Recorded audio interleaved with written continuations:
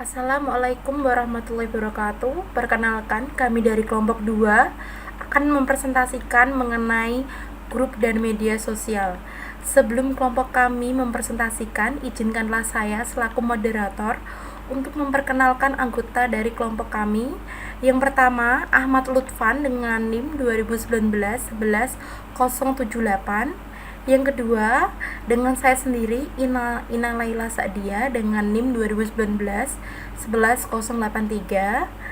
Yang ketiga, Dwi Khairunisa dengan NIM 2019-11089.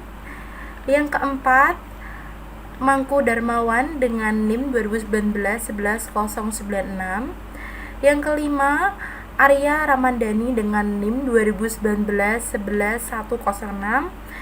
Yang keenam, Adelas Bagus Permana dengan NIM 2019-11122. Yang ketujuh, Muhammad Fadil Ardiansyah dengan NIM 2019-11123. Selanjutnya, penyampaian materi mengenai grup dan media sosial. Penyampaian materi akan dibacakan oleh Ahmad Lutfan. Ahmad Lutfan, saya persilahkan. Kelompok acuan atau reference group. Menurut Suwarno 2010, kelompok referensi adalah seorang individu atau sekelompok orang secara nyata mempengaruhi perilaku seseorang. Sedangkan kelompok acuan adalah kelompok sosial yang menjadi ukuran seseorang untuk membentuk kepribadian dan perilakunya. Cutler menyatakan bahwa perilaku konsumen amat pengaruhi oleh berbagai kelompok. Kelompok acuan bagi konsumen adalah kelompok-kelompok yang memberikan pengaruh langsung atau tidak langsung terhadap sikap dan perilaku konsumen. Jenis kelompok acuan menurut Suyarni tahun 2003, reference group atau kelompok acuan dapat dibagi menjadi beberapa jenis, yaitu sebagai berikut: 1. Keluarga, 2. Kelompok persahabatan atau teman sebaya, 3. Kelompok sosial formal, 4. Kelompok belanja, 5. Kelompok kerja, dan 6. Kelompok gerakan konsumen. Pengaruh kelompok acuan terhadap individu. Yang pertama, kelompok acuan menghadapkan individu pada perilaku gaya hidup baru. Umumnya, informasi yang didapat dari keluarga atau sahabat karibnya lebih dipercaya oleh konsumen. Yang kedua, kelompok acuan juga mempengaruhi perilaku dan konsep pribadi individu. Konsumen cenderung untuk menyesuaikan perilakunya, baik perilaku fisik maupun perilaku mental, dengan perilaku kelompok acuannya. Yang ketiga, kelompok acuan menciptakan tekanan atau suasana untuk dipatuhi oleh individu. Individu atau konsumen dalam mematuhi norma-norma kelompok mungkin akan mempengaruhi pilihannya atas produk atau merek. Bentuk-bentuk pengaruh reference group atau kelompok acuan. Menurut Sumarwan 2011, terdapat beberapa bentuk pengaruh dari kelompok acuan atau kelompok referensi, antara lain yaitu sebagai berikut. Yang pertama, pengaruh normatif. Pengaruh normatif adalah pengaruh dari kelompok acuan terhadap seseorang melalui norma-norma sosial yang harus dipatuhi dan diikuti. Pengaruh normatif akan semakin kuat terhadap seseorang untuk mengikuti kelompok acuan jika ada 1. Tekanan kuat untuk mematuhi norma-norma yang ada, 2. Penerimaan sosial sebagai motivasi kuat, dan 3. Produk dan jasa yang dibeli akan terlihat sebagai simbol dari norma sosial. Seorang konsumen cenderung akan mengikuti apa yang dikatakan atau disarankan oleh kelompok acuan jika ada tekanan kuat untuk mengikuti norma-norma yang ada. Pengaruh akan semakin kuat jika ada sanksi sosial bagi konsumen yang tidak mengikuti saran dari kelompok acuan. Seorang konsumen mungkin memiliki motivasi kuat untuk mengikuti perilaku kelompok acuannya karena adanya keinginan untuk diterima oleh kelompok acuan tersebut. Yang kedua yaitu pengaruh ekspresi nilai. Kelompok acuan akan mempengaruhi seseorang melalui fungsinya sebagai pembawa ekspresi nilai. Seorang konsumen akan membeli kendaraan mewah dengan tujuan agar orang lain bisa memandangnya sebagai orang yang sukses atau kendaraan tersebut dapat meningkatkan citra dirinya. Konsumen tersebut merasa bahwa orang-orang yang memiliki kendaraan mewah akan dihargai dan dikagumi oleh orang lain. Konsumen memiliki pandangan bahwa orang lain menilai kesuksesan seseorang dicirikan oleh pemilikan kendaraan mewah. Karena itu, ia berusaha memiliki kendaraan tersebut agar bisa dipandang sebagai seseorang yang telah sukses. Yang ketiga, pengaruh informasi. Kelompok acuan akan mempengaruhi pilihan produk atau merek dari seseorang konsumen karena kelompok acuan tersebut sangat dipercaya sarannya, karena ia memiliki pengetahuan dan informasi yang lebih baik. Konsumen kerap menerima opini orang lain sewaktu memberikan bukti yang dapat dipercaya dan dibutuhkan mengenai realitas. Ini adalah yang paling nyata ketika sulit untuk menilai karakter, merek, atau produk melalui observasi. Pemimpin opini atau yang seringkali kita dengar dengan sebutan opinion leaders merupakan individu yang memiliki pengaruh besar terhadap sikap, pendapat, dan perilaku orang lain. Pemimpin opini memiliki pengaruh besar karena memiliki keterampilan khusus, pengetahuan, kepribadian, pengalaman produk, atau layanan status mereka dalam suatu kelompok atau komunitas. Mereka dalam mencari dan mengomunikasikan suatu produk atau layanan baru atau minat dan kemampuan vokal mereka dalam membujuk orang lain untuk mengadopsi pandangan pribadi mereka, dalam arti mereka itu memikat dan membujuk orang lain untuk membeli suatu produk. Next, selanjutnya karakteristik opini leaders. Yang pertama, external communication. Seorang pemimpin opini memiliki eksposur yang lebih besar untuk media massa dari pengikutnya, dalam arti pemimpin opini itu memiliki pengaruh yang besar terhadap media massa dari pengikut mereka. Yang kedua, accessibility pemimpin. Pemimpin opini dalam menyebarkan suatu pesan tentang suatu inovasi, mereka harus memiliki link jaringan yang luas secara interpersonal dengan pengikutnya. Dalam arti, seorang pemimpin itu harus memiliki link akses untuk menyampaikan beberapa pesan, beberapa inovasi atau ide ke pengikut mereka. Yang ketiga, sosial ekonomi status. Yang dimaksudkan di sini, seorang pemimpin opini biasanya itu harus memiliki tingkatan yang satu tingkatan lebih tinggi dari pengikutnya. Dalam arti pengikut dari pemimpin opini itu pasti mencari seorang pemimpin opini dengan status yang lebih tinggi. Yang keempat, innovative. Yang dimaksud di sini, jika seorang pemimpin opini harus diakui oleh rekan-rekannya, mereka disebut sebagai ahli dan berkompeten dan dapat dipercaya tentang inovasi. Para pemimpin opini harus mengadopsi ide-ide yang baru sebelum pengikut mereka. Dalam arti pemimpin opini ini itu harus selalu mencari ide-ide baru untuk mereka kasihkan ke pengikut mereka, begitu. Next, selanjutnya Konformitas.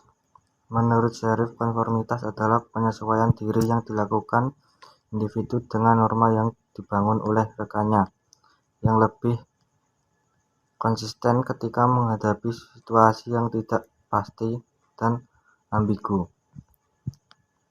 Hal ini sesuai dengan yang dikemukakan oleh Cialdini dan Goldstein, bahwa dikatakan konformitas jika individu secara sukarela melakukan suatu tindakan karena individu lain juga melakukannya. Hubungan konformitas individu dengan individu yang lain atau kelompok dapat diperhatikan dari sejauh mana individu merasa nyaman dengan kelompok dan juga beberapa besar individu disukai serta diterima oleh individu yang lain. Kesimpulannya, konformitas adalah perilaku penyesuaian dari diri karena rekan kelompok untuk mengikuti norma yang sudah tertera di lingkungan kelompok tersebut. Berikut beberapa karakteristik yang biasanya dimiliki oleh media sosial. Yang pertama, partisipan atau keikutsertaan, yaitu media sosial memberikan kontribusi dan umpan balik bagi orang yang tertarik. Yang kedua, opini. openness, keterbukaan. Sebagian besar media sosial terbuka untuk menerima suatu umpan balik dan partisipan. Yang ketiga, conversation atau percakapan. Media sosial menggunakan cara berkomunikasi yang lebih baik, yaitu menggunakan metode percakapan komunikasi dua arah dengan adanya umpan balik. Yang keempat, community atau masyarakat, untuk membentuk dengan cepat dan dapat berkomunikasi dengan efektif.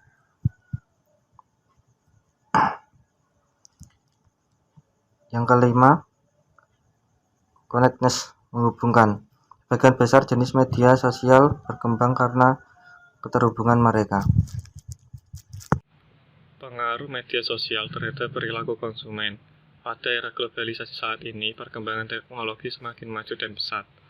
Media sosial seperti blog, Facebook, Twitter, YouTube, dan sebagainya memiliki sejumlah manfaat bagi perusahaan dan lebih cepat dari media konvensional seperti media cetak, iklan TV, brosur, dan selebaran.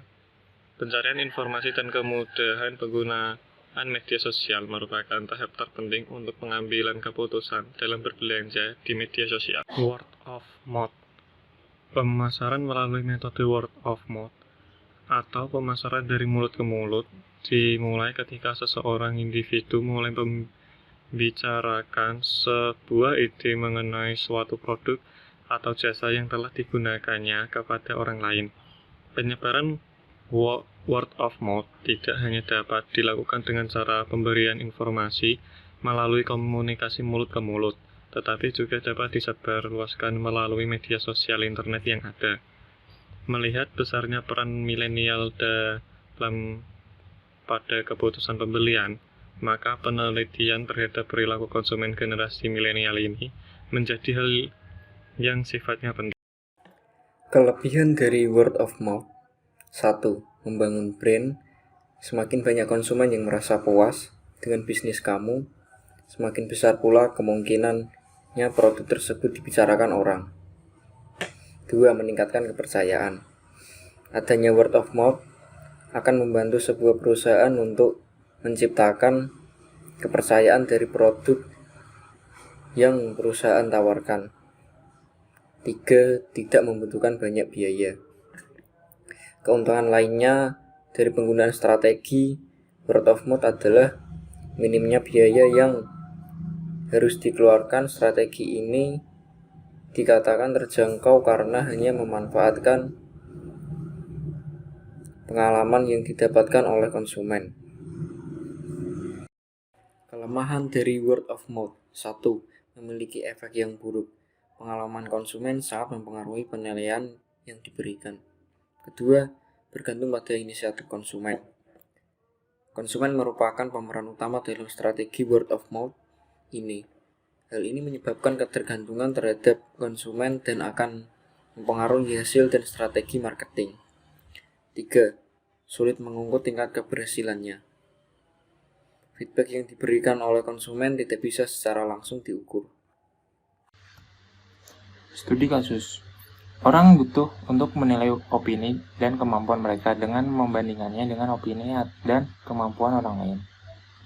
Kelompok acuan terdiri dari orang-orang yang dikenal secara mendalam atau orang-orang yang dikenali tanpa ada hubungan yang mendalam atau orang-orang yang dikagumi.